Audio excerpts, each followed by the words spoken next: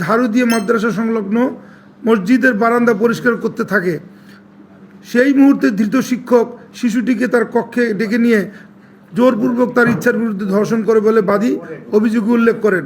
এ ঘটনায় ভুক্তভোগীর মা বাদী হয়ে নেত্রকোনা জেলার মদন থানায় মামলা দায়ের করেন।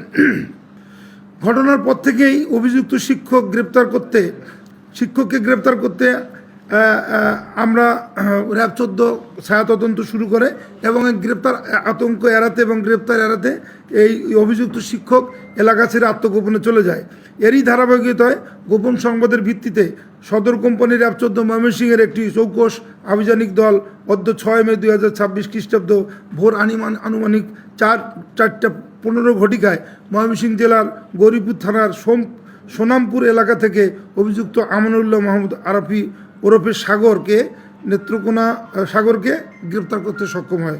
পরবর্তী আইনানুগ ব্যবস্থা প্রক্রিয়াধীন রয়েছে। আর আমরা জিজ্ঞাসাবাদ করেছি তাকে, আমরা প্রাথমিক জিজ্ঞাসাবাদ করেছি, সে খুব বেশি কোনো কিছু বলেনি। ডিএনএ টেস্টের প্রয়োজন হলে অবশ্যই আদালতের পারমিশন সাপেক্ষে তদন্তকারী কর্মকর্তা অবশ্যই সেটা করবেন।